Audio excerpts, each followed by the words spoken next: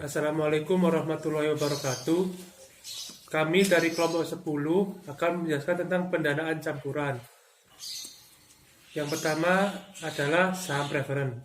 Saham preferen merupakan saham yang memiliki karakteristik gabungan antara obligasi dan saham biasa dan dapat menghasilkan pendapatan tetap seperti bunga obligasi. Hal ini disebabkan mendapatkan hak pembagian dividen secara tetap. Selanjutnya adalah karakteristik saham preferen. Yang pertama adalah saham preferen terhadap dividen, yaitu hak untuk menerima dividen terlebih dahulu dibandingkan pemegang saham biasa. Yang kedua adalah hak dividen kumulatif, hak untuk menerima dividen tahun-tahun sebelumnya yang belum dibayarkan sebelum pemegang saham biasa. Yang ketiga, preferen pada waktu likuidasi, hak untuk mendapatkan terlebih dahulu aktiva perusahaan dibandingkan pemegang saham biasa. Yang ketiga, konvertibilitas, dapat ditukar menjadi saham biasa. Lalu yang kelima, memiliki berbagai tingkat, dapat diterbitkan dengan karakteristik yang berbeda-beda.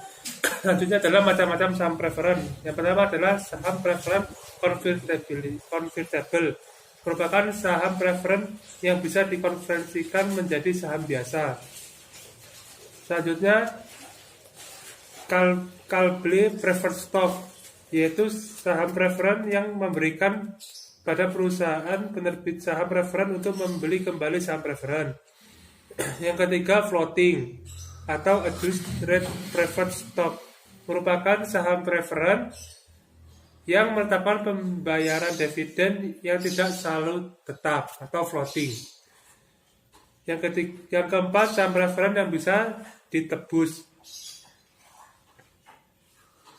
Saham preferen ditebus maksudnya wajib patuh pada persyaratan penebusan atau peraturan penebusan lainnya. Lalu yang kelima, saham preferen kumulatif, yaitu terjadi apabila perusahaan tidak mengumumkan pembagian dividen pada saham preferen. Lalu yang keenam, saham preferen non kumulatif, merupakan saham preferen yang tidak membutuhkan penetapan jumlah dividen tertentu. Lalu perbedaan saham preferen dan pemegang saham biasa. Yang pertama, pemegang saham preferen memiliki kedudukan lebih tinggi. Yang kedua, pemegang saham preferen berhak mendapatkan bayaran dividen lebih awal dari pemegang saham biasa. Lalu yang ketiga, nilai dividen pemegang saham preferen telah ditetapkan besarnya di awal. Lalu selanjutnya dari pendanaan campuran adalah leasing. Leasing adalah perjanjian di mana lessor tanpa melepas hak miliknya meningkatkan diri untuk memberikan hak pakai atas alat produksi atau barang modal miliknya kepada pihak lease yang bermaksud menggunakan benda tersebut tanpa memiliki untuk jangka waktu tertentu yang berkaitan dengan usia ekonomis benda tersebut dan mengaitkan diri untuk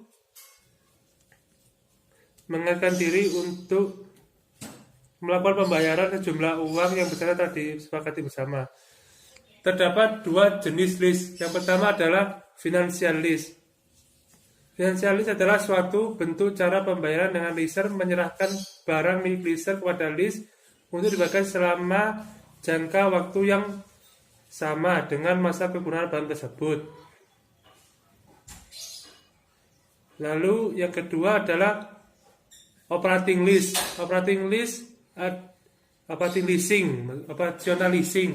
Operational leasing adalah suatu bentuk pemberian jasa yang dilakukan leaser yang berupa bentuk kepada lease untuk dipakai selama jangka waktu yang lebih pendek dari masa kegunaan ekonomi tersebut. Lalu selanjutnya adalah pihak-pihak yang terlibat atas leasing. Yang pertama, leaser adalah perusahaan leasing atau pihak yang memberikan jasa pembiayaan kepada lease. Yang kedua adalah lease, yaitu perusahaan atau pihak yang memperoleh pembiayaan dalam bentuk barang modal dari leaser. Yang ketiga supplier adalah perusahaan atau pihak yang mengadakan atau menyediakan barang untuk dijual kepada lease. Selanjutnya adalah penggolongan perusahaan lease. Yang pertama, independent leasing company. Perusahaan leasing jenis ini mewakili sebagian besar dari industri leasing. Yang kedua, captive leaser. Captive leaser akan tercipta apabila supplier atau produsen mendirikan perusahaan leasing sendiri. Yang ketiga, lease broker. Bentuk yang ketiga adalah lease broker. Bentuk akhir dari perusahaan leasing adalah lease broker atau packager. Yang selanjutnya adalah waran yang oleh teman saya. Ini saya akan melanjutkan presentasi dari saudara Rifki. Saya akan menjelaskan tentang waran. Waran adalah suatu opsi yang dikeluarkan oleh suatu perusahaan yang memberikan hak kepada pemegangnya untuk membeli sejumlah lembar saham pada harga yang telah ditentukan. Biasanya waran diterbitkan bersama dengan penerbitan atau penjualan obligasi. Pembeli obligasi akan memperoleh sejumlah waran sebagai bonus.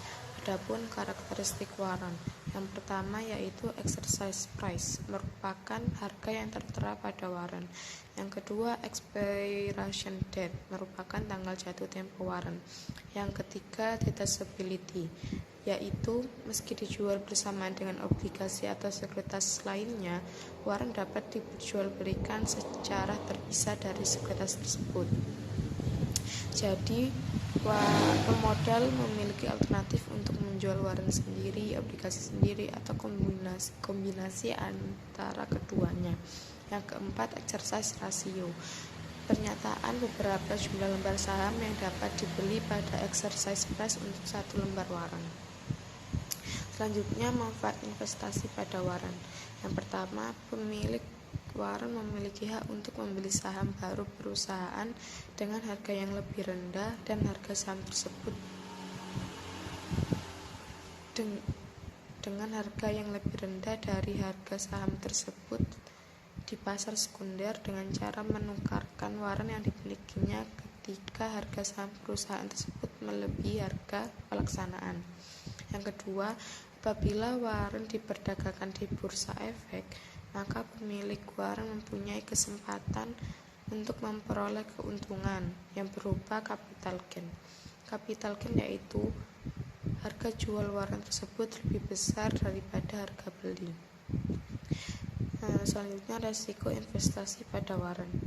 Jika harga saham pada periode pelaksanaan jatuh dan menjadi lebih rendah dari harga pelaksanaannya, investor tidak akan menukarkan waran yang dimilikinya dengan saham perusahaan, sehingga ia akan mengalami kerugian sebesar harga waran yang telah dibeli. Yang kedua, karena sifat waran hampir sama dengan saham dan dapat diperdagangkan di bursa efek, maka pemilik waran juga dapat mengalami kerugian atau capital loss jika harga beli waran lebih tinggi daripada harga jualnya. Lalu selanjutnya, kelemahan waran. Di sini kelemahan waran adalah waran tidak menawarkan dividen dan tidak mempunyai hak suara pada perusahaan publik karena pemiliknya bukan pemegang saham perseroan. Periode perdagangan waran sekitar 3 tahun sampai 5 tahun. Selanjutnya adalah konvertible. Konvertible adalah obligasi saham preferen atau penerbitan hutang yang dapat ditukarkan dengan sejumlah lembar saham biasa sesuai keinginan pemiliknya. Salah satu ciri terpenting adalah beberapa banyak saham yang akan diterima oleh pemilik konvertible jika ia memutuskan untuk menukarkan miliknya. Harga konvertible ditetapkan pada waktu ditetapkan rencana penerbitan obligasi konvertible. Adapun karakteristik konvertible yaitu rasio konversi, merupakan banyaknya lembar saham biasa yang dapat ditukarkan dengan convertible security seperti pada awal penerbitan. Yang kedua, nilai konversi adalah total nilai pasar untuk saham biasa yang dapat ditukarkan dengan convertible security. Yang ketiga, nilai sekuritas. Nilai sekuritas atau nilai obligasi adalah harga konvertibel itu bila tidak ada sifat-sifat konversinya. Yang keempat, periode konversi, yaitu periode selama konversi bisa ditukarkan dengan saham biasa dibatasi.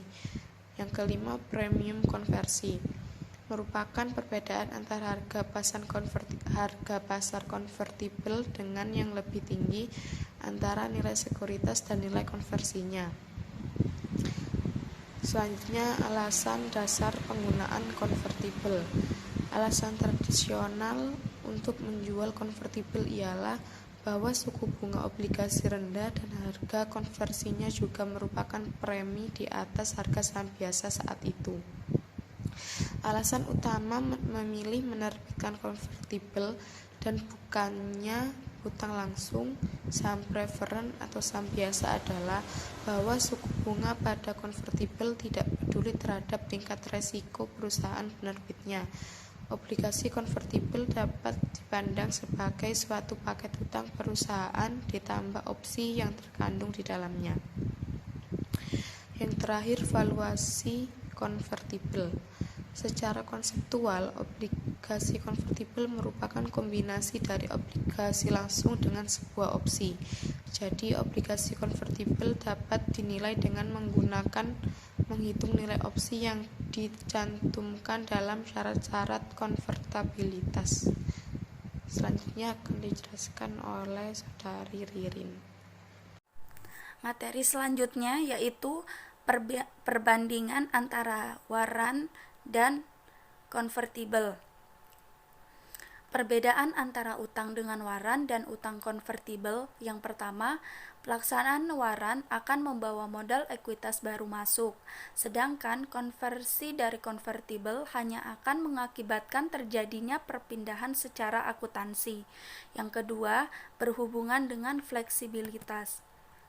Selanjutnya, sekuritas konvertibel, yaitu obligasi atau saham preferen yang dapat ditukar menjadi saham biasa sesuai opsi dari pemegangnya.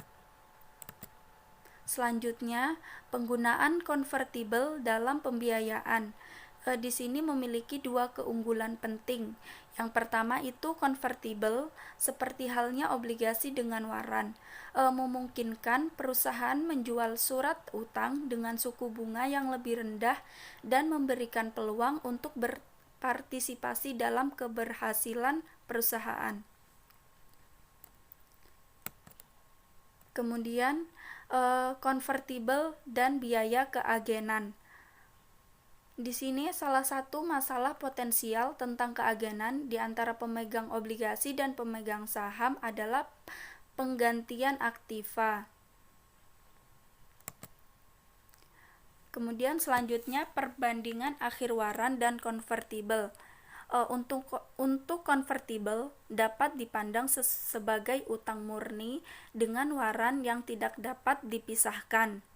Jadi dapat terlihat bahwa utang dengan waran dan utang konvertibel kurang lebih dapat dipertukarkan.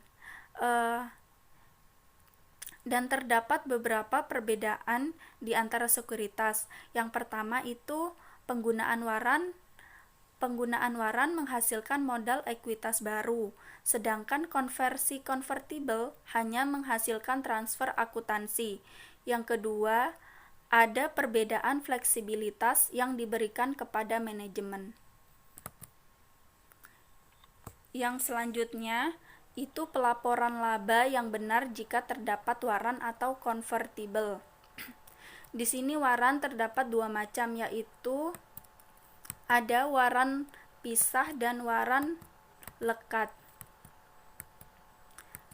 Waran pisah di sini yaitu yang bisa dijual terpisah dari sekuritas lainnya saat dijual bersama sekuritas lainnya. Kemudian kalau untuk waran lekat, yaitu waran yang tidak dapat dijual terpisah dari sekuritas yang dilekatinya.